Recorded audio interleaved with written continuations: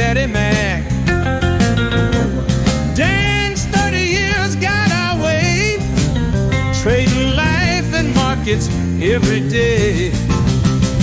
Rusty's chained to the mines, digging deep day by day.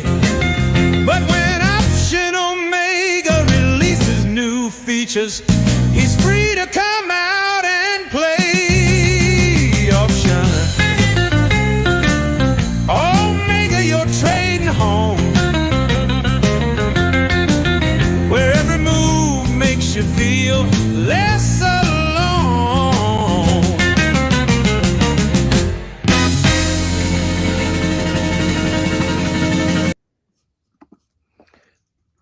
Good morning, everybody. Good morning. Good morning. Hope you guys are doing well.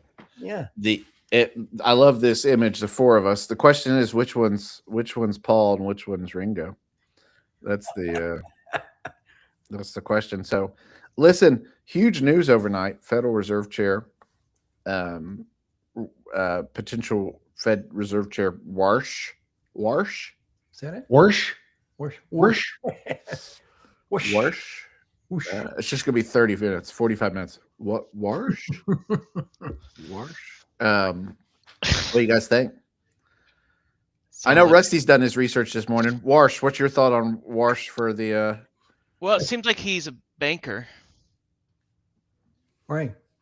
Nailed it. That's probably all that needs to be said. That's all I know. Yeah, like to me, they're like interchangeable. I hate to say it, like they're bankers. They're not known for like their Hollywood personalities. Not normally, right? That's why the joke is like, oh, is Powell pursing his lips? Is he this or that? Like, I don't think you want your Fed chairman being like, you know, you don't want him up there like rocking and rolling and YOLOing and whatever. You want something steady. or you want Ron Paul. Well, that's for sure. Oh yeah, I like him. And then there would be no Fed. There would be no Fed. Yeah. Doesn't that sound like it's just with this guy? I mean, so for the market, he checks the box.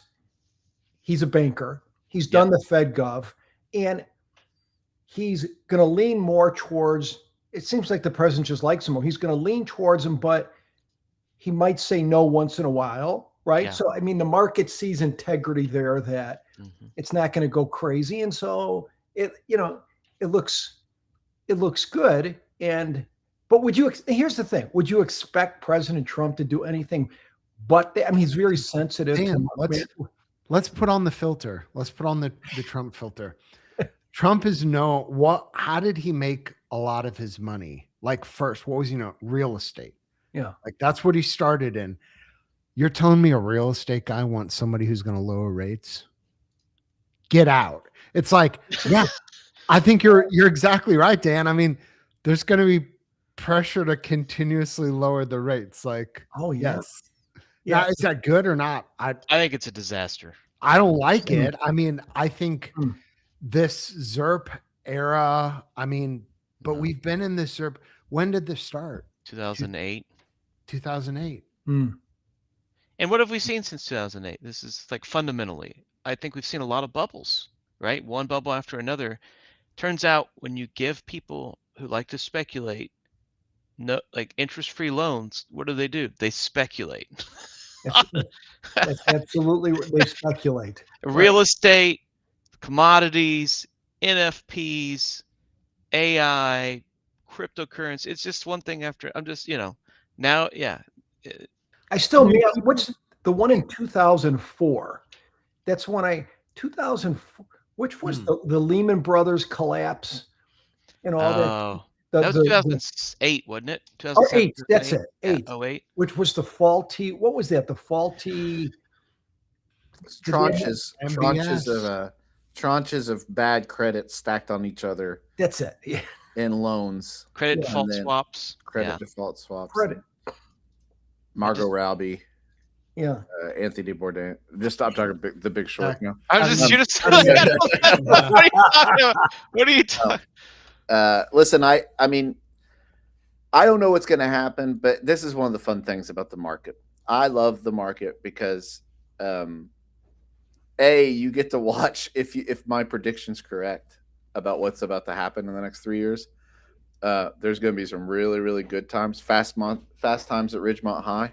it's going to be some really, really good speculative times, and Jeez. it's going to keep blowing that bubble. When you say, Troy, that like, you know, I know in the oil community, 2022 is like, it's like the ode to 2022 because you had nice volatility levels all year. And for certain strategies, you like the premium. I mean, this would be for those who are, for the good times of 2022, Mm-hmm. this could be it, right? That, you know, maybe this could at least guarantee some volatility if he. I mean, markets are down 35. Right. I thought we were going to get on and talk about whoever hacked the London Metal Exchange, and, you know, silver's down, checking my notes, 16% right now. No, is it really? Yeah. Platinum's down 14%. Gold's down 7%, copper's down 5%. I mean, it's like, this is the memeing of the world.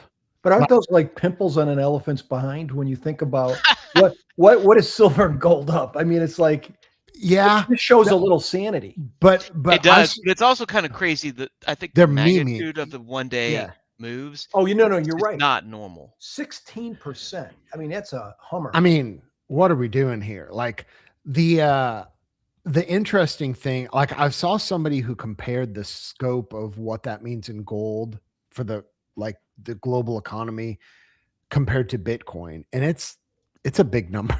It's a big number. And like, to the point, like, I mean, everything in the economy is all of these financial instruments that have not experienced this in quite some time. I mean, it's the memeing of everything. Yeah. I don't know. The silver stuff, I mean, listen, commodities, this is a good chance for it to take a 16% breather, as is Bitcoin. Right, take a break. And all that stuff, because, you know, one thing the Fed chair does inadvertently mess with, it's like the stuff is commodities. Like people, if you want to get into trading, if you're new and somehow you've stumbled upon this, first, I'm sorry. But two, you should really study the Federal Reserve, because the Federal Reserve is an interesting institution. It is. People really hate, people really love, people really think it's absolutely necessary, people really think they should burn it to the ground. And anytime you get that many type of opinions, it's worth thinking, what is this thing and how does it affect everything? And I've said this for years. The reason this is such a big deal is the market. I personally think the Federal Reserve chair is the most important job in America. I think it's more important than the presidency. Wow. Really? Wow. That's my hot take. That is a hot take. That is a fresh off the grill from Waffle House, still smoking. Oh yeah, Waffle House from yesterday. Ribeye take. Yeah. You Hey, think Matt, about you and Troy and Rusty, I don't know if are you a big historian like Matt and I do like history. Troy, who was the president? I mean, who was, when the Federal Reserve started, who was the president that maybe got this thing rolling? Do you remember? I don't. It was early 20th century, I think. Oh, was it early? No, okay. I think. Let me look. Which president can we? In 1913. I want to say Wilson, but I could be wrong. Jeez. You know, the whole point though of it was, well, I don't want to get to, that's a separate podcast, the history of the Fed. Just on the Fed. We could go deep into it, but here's my only point with it, to say, you know, here's my daughter loves screen time. She's just waiting to get on the screen. My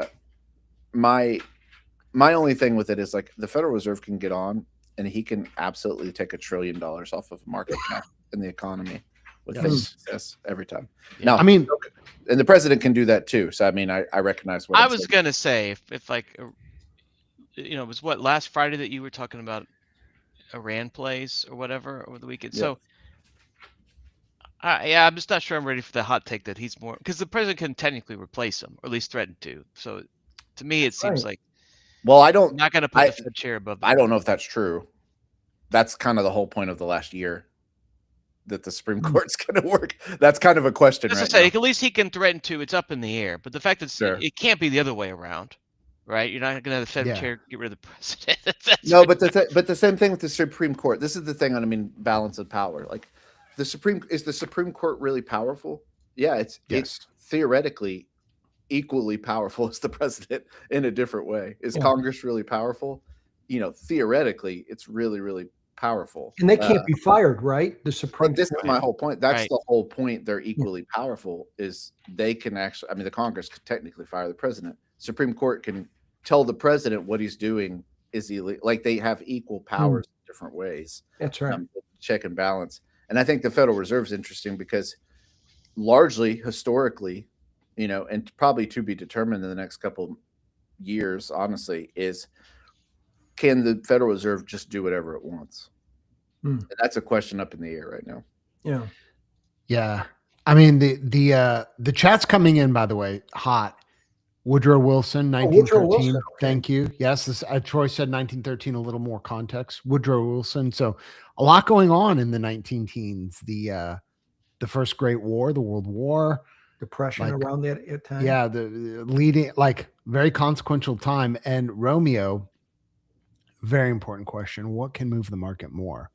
The Fed chair tie color or tweet? Speaking of moving the markets, speaking of, I'm all guys, on tie color. Listen, the low yesterday, well, we opened at 69.77. Yeah. We got down to 68.70. So can somebody math me how big of a move are we talking here? And this was, again, Dan talked about it a billion times. Thursdays, they can be wild. What a crazy move. And the market this morning, like, we went down bigly, came back up actually most of the way. Wow, we really did. We came back almost to close, within 10 points of close. And this morning, it's not totally surprising to see a significant kind of halfway retracement of where we got to the bottom. What a day yesterday. The 115-point candle, I mean, from high to low. And you know, just enough catalyst to get it moving. Troy, can we get from the put headquarters in Knoxville, can we get an update on yesterday was definitely a day for hedge puts or think like that. Can you give us a report from the bunker on puts yesterday? I can, and I'd be happy to. Thank you for thank you. First off, I just want to say I just literally looked over because I have headphones on, and my dog has a loaf of bread just torn in half, just eating a loaf of bread. I love it. Just from the bag. Just I love it. A travesty. Oh, yeah. This dog's so giant that he just reaches on the counter and gets loaves of bread with his head. Anyway, so two, I have been acquiring put, like President Trump has been moving assets to the region. I have been moving hedges to the region of volatility. Yeah. And I am prepared for any scenario that plays out over the next couple of days. Are you prepared for upside, like 10% upside move again? Yes, I am. Oh, okay. Part of tail risk hedging is knowing that tail risk can happen to the upside as well. And we've seen President Trump make deals before, come out to Matt's point about this is how he negotiates. Now, this is usually not how he negotiates, by moving our entire army and surrounding a country. So you have to put that into play. Like, he's naming. Last night, I heard him just name the ships that are surrounding. Oh, he gets. Have you ever heard a president? I mean, he gets so pumped up about, we have beautiful ships. There are beautiful people on the ships, and I mean, they're going to do wonderful things. And I mean, listen, I think I'm used to that kind of rhetoric. I do love presidential rhetoric. The fact that it's like, oh, Iran, you got drones? You ever heard of the USS Ronald Reagan? We got a couple too, you know. Anyway, I love it. So, Tom has a special message for you, Dan. Dan, 68.50 puts made 50x yesterday morning, then 69.50 calls made 50x in the afternoon. That's 2,500x if you caught the top and the bottom, Dan. That's what Tom says. Wow. Shout out Tom Lee. Wow. And I want to say Tom had just lost 3 to 4 billion in Bitcoin, so I'm happy. Tom had just lost about, yeah. Anyway, listen. But it was, I mean, a good day for like, I mean, Troy, one question before, I mean, leading what Tom was saying, would you say your graph of your, like Rusty was saying, do you have something for the upside? Would you say your graph, if we looked at a graph of your trade, would it be similar in the Rick family that it either way? Yeah, with ES. I mean, listen, Matt's got more Ricks than I do. Matt's got some tell stuff. I'm kind of like I'm the general Patton in the sense of I'm known for it, but they're hiding me in England. Matt's D-Day. Matt's the guy actually doing the conquering here. The conquering. Matt, you want to address that? I mean, I don't have a lot of Ricks that go on when VIX is up the way it was up yesterday. So I have my hedge puts that I put on every day, and they weren't anywhere close to the money. They did go up a lot. But VIX was up a good amount. So there's probably some Thursday plays that we could find for like regardless of the VIX move, some Thursday plays. There you go. Yeah, irrespective or regardless of the VIX move. But when I've looked at them, there is a correlation between when VIX is up, they don't do as well. And I'm just using VIX up as a general, during the day, because yesterday we started to move pretty quick, Yeah. But have you done, Matt, any, or Rusty or Troy, testing on just where there are only where, a lot of times you'll look at like testing in the back testing with the VIX parameters, but just on catalyst parameters. In other words, it's going to be less occurrences, but you're just going to test, around, Fed. Like the day after FOMC, for instance, would be a fantastic one. Or that 2-3, like the Fed, or the, or what do you call it? Any Fed, but big earnings, like when you have the week of the brunt of the Fed earnings, like I found the last 3 or 4 or 5 where you had that Fed, when the Fed comes out, it's your kind of almost your biggest earnings ones, right? That week when the Fed comes out. And if you could test that and just see, are you getting enough movement? Like I found yesterday, I know some people, I had a small one on, like a Friday Rick put on Wednesday. And you had enough move yesterday that you could get out of the put side if you did it that way. And I know Matt was we were talking about groupings on in the back. Yeah. But you could sell the put yesterday, sell the put side, get 10% on the whole Rick. Yeah. And now you just have got a lotto up to you have a lotto on the upside, the call side, that if you have a move today, but those are more around an event, it's event that's what I'm looking for at the back testing, because you can do that, right? You can test more based on catalysts than volatility, right? Because what I like about some of the Ricks is the Vega is kind of low. I mean, it is long Vega, right? But if you're doing a Rick where the short and the long are 10 or 20 points from each other, your Vega's not bad. It's really a price thing. And what I like, the number one thing about some that you can set up, you only need, what I like about it is, if you have catalysts on the board, you only need maybe 60% of the expected move. It's not like you need whatever the expected move for the day or in 2 days is. You need less. So it's not like you need a lot, but I've just found with long gamma type trades, and again, this is where I'm excited about the back testing, because like Matt said, he's testing because a lot of times you say, well, okay, yesterday you sell out the put side, right? Well, what if we went down 200 points? I would have been talking to you'd be talking to yourself saying, why did I do that? I should have let it go, right? Matt, you're talking about, sometimes, would you do the groupings in the back test and just trade one side?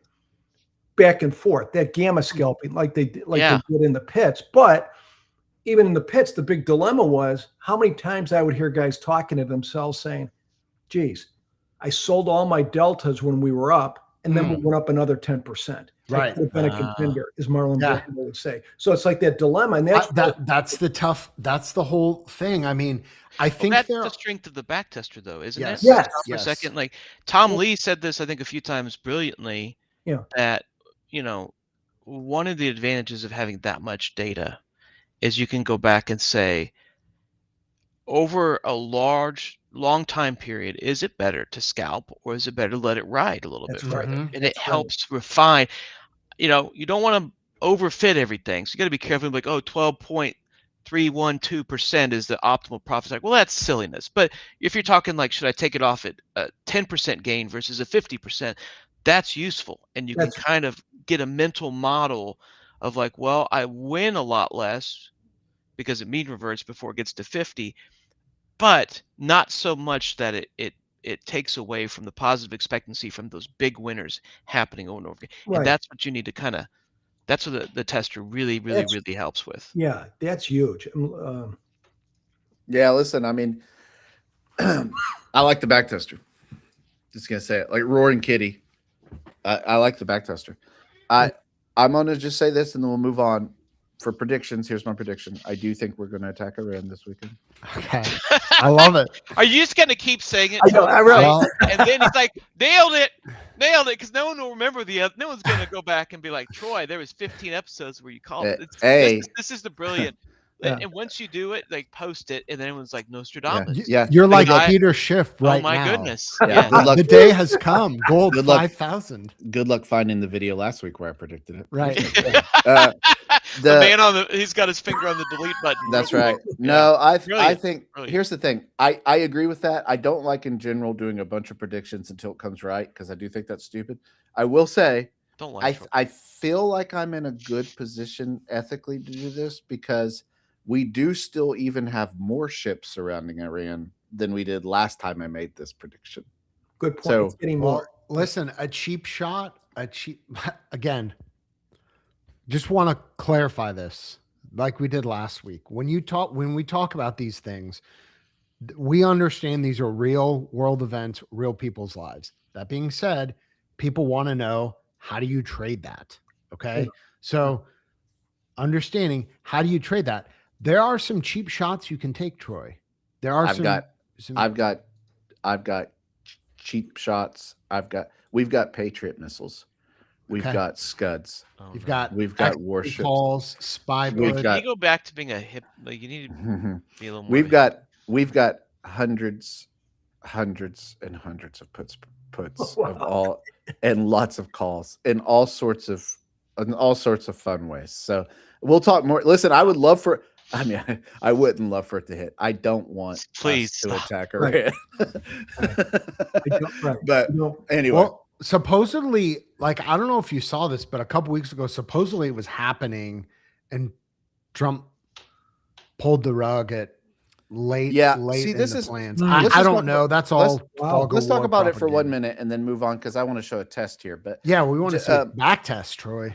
But it's been confusing in the sense of like President Trump talk, because Matt and I, we always like go back and forth on the show, and pander or whatever we talk. What's the word we use, Matt? What's our what do we like to do? We banter. But we banter about Trump's strategy and things like that. But here's the thing. You're looking for pundit. People tune in because they want to see the punditry. That's right. This is a separate thing that he's doing now. This is actually a new one that we haven't seen yet, where you literally just, we've got you. It's the old "we've got you surrounded" negotiation. Like, I haven't seen that. I mean, can you tell me if I'm wrong? I don't think we've seen him do that. And I don't remember many times in American history, to be honest, where we literally have surrounded a country with a lot of our resources and being like, want to talk? Like, I just don't remember many times in history that we've done that. Yeah, that's a fair point. It's just interesting. I mean, not in recent history. Certainly. I think maybe like Teddy Roosevelt era. I don't know. Yeah, but those were different. Yeah. That was a different naval stuff is weird. Anyway, So we'll see. We'll see what happens. I'm monitoring the situation. I'll tell you that much. You're set up to monitor this. He's in the bunker. He's ready. I'm certainly monitoring the situation. So, all right, let's look at a back test. Oh, wait, what is that? That's Troy's portable sauna he's been looking at. Oh, my goodness. And let me just say this real quick. The thing I just saw this morning. This is an ad for a sweat tent. Now, the sweat tent is portable, but here's what I like about it. This is awesome. It actually has a real wood stove. Oh wow! So it's a real wood stove. They say it gets up to 200 degrees Fahrenheit. Oh my! And so, anyway, but that's not what I wanted to look at. Let's move on. I love it. Okay. So this is a no breakout iron condor, and I want to just look at it because this is a feature that we put out this week. The Norb. And the Norb. And it's something that people have been asking for a long time. And so wanted to just show one and see in the chat if you guys have any thoughts. So Rusty, you want to explain what's happening in this test? I think it's a no breakout iron. Correct. I love it. More bit. That's my style of humor. Yeah. So clearly what you're doing is you're saying you've got an opening range from market open 9:30 to 10:30, right? That's where your opening range is defined as. And at 10:31, if you haven't broken out of, so I guess in the 1 minute after, if you're still within the first hour, you're selling a condor. So that's an interesting thing to me. You're excluding Thursdays because Thursdays are crazy. Yeah. One of these days we'll figure out why.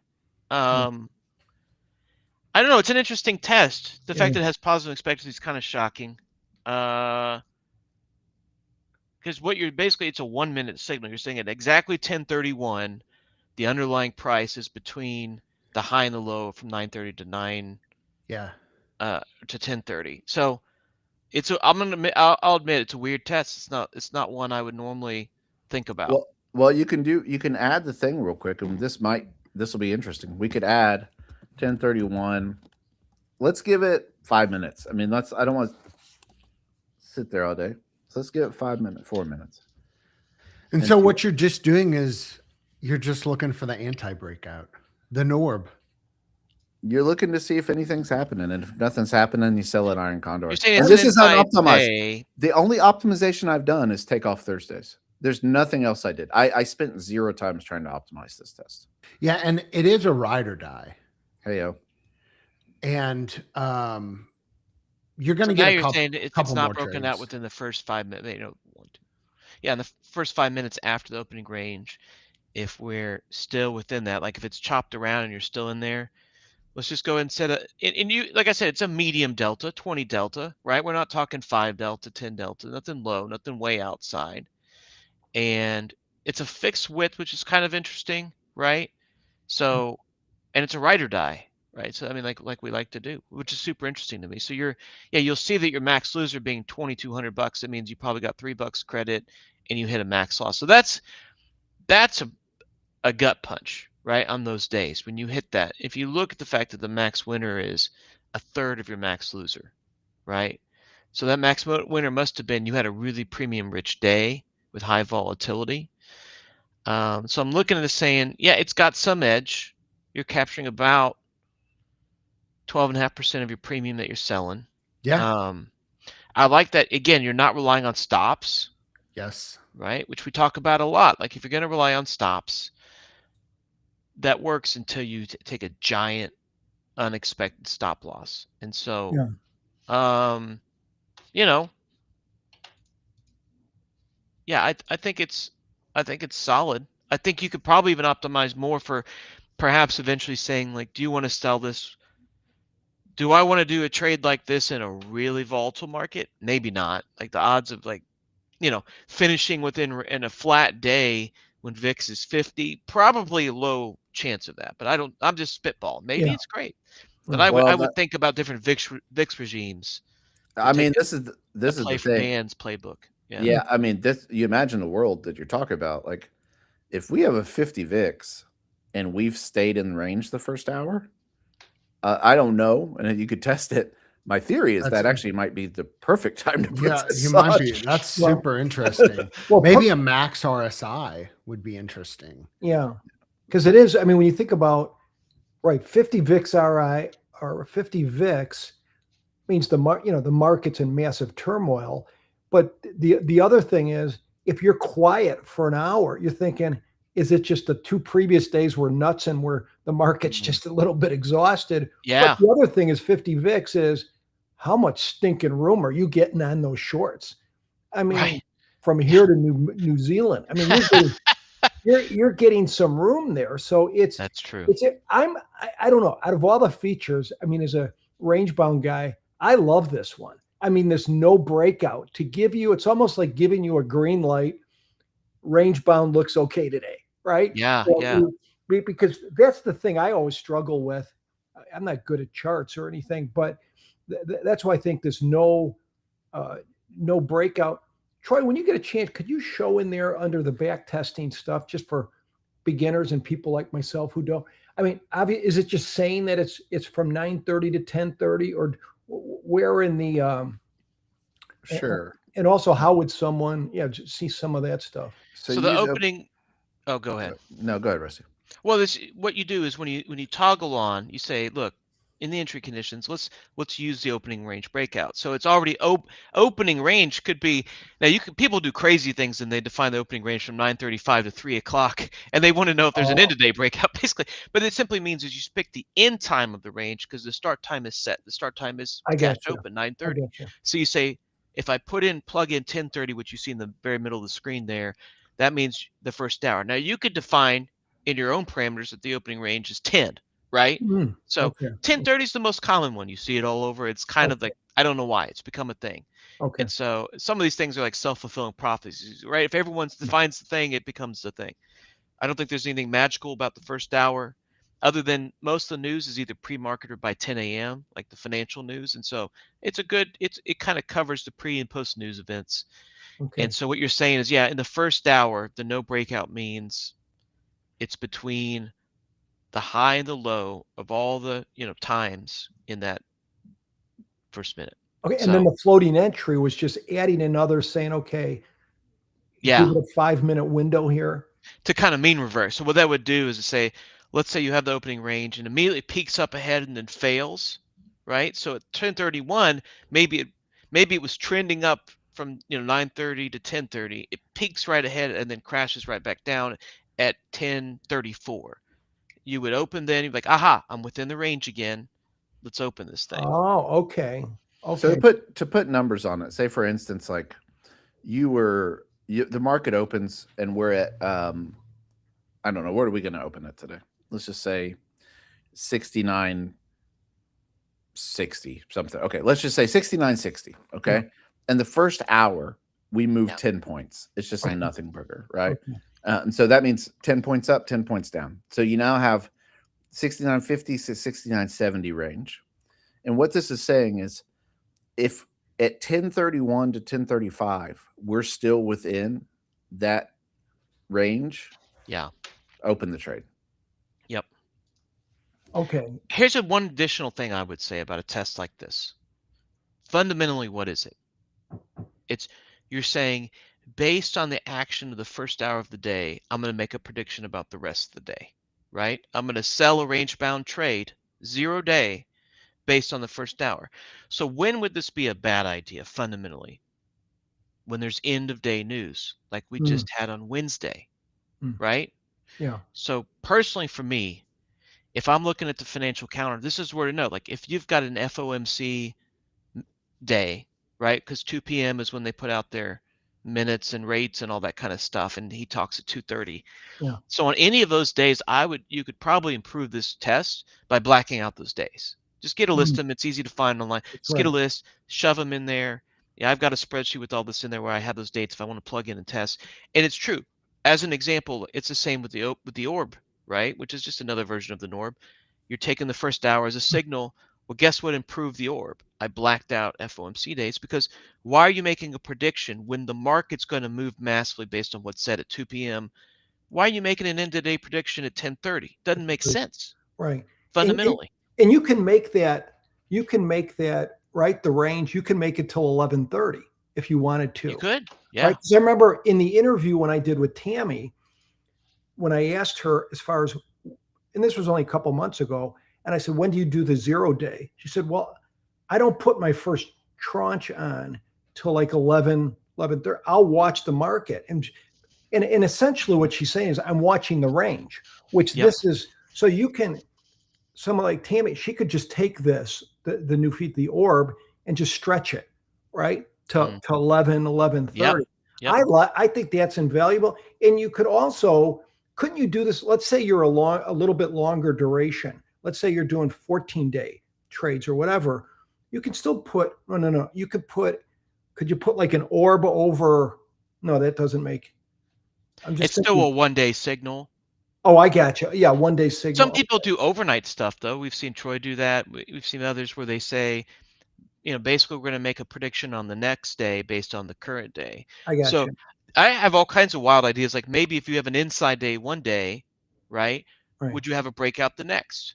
You see what I mean? You have a calm day. Maybe you're going to, so you could do something crazy. Like you could stretch that opening range to 3 p.m. and say, if by power hour, by the last hour of the day, you haven't broken out, let me buy a 1-day inverse condor or something. Right. And then maybe take it off in the morning. Like, who knows? Maybe you're saying markets tend to get antsy when you're looking for mean reversion on volatility. Or if you had a calm day, we're going to get something tomorrow. Yeah. Right. It's endless. It's trust. Yeah. It's trust me. Cool, dude. Isn't this the same as max move down, max move up? Well, here's the thing. No. In max move down, max move up, you don't know what the range has been for the day. That's right. This is specific to the day's range. If you're trying to say, hey, if we go down 10 points or go up 10 points, maybe that day matches that type of strategy. But also to the point of like yesterday, for instance, it might have been down 90 points max down. It's going to take the range into effect. So to Troy's point, you could move up 2%, something crazy. Let's say you have a crazy move at the beginning of the day. It moves up 2%, down 2%, and at the end of the day, you finished up 1.5%. Well, you didn't break out of the range, but you were up 1.5%. It just depends on what kind of. If you're looking for a continuation signal, then move up is probably your signal. If you're looking for chop, which is what this essentially is, you're looking for a choppy day, but still an inside day, right? This is a signal, and that's kind of the differentiator. That's what. And this is the thing. Everybody, you might find stuff in there you like. You might not find any test in there you like from that strategy. This is the whole point of the game of it, and this is why we love trading, and this is why we built Option Mega. Is like we all sit here and think about situations. What's the best time to sell premium? What's the best time to buy premium? And we love doing it with you guys because you guys give us cool ideas to put in.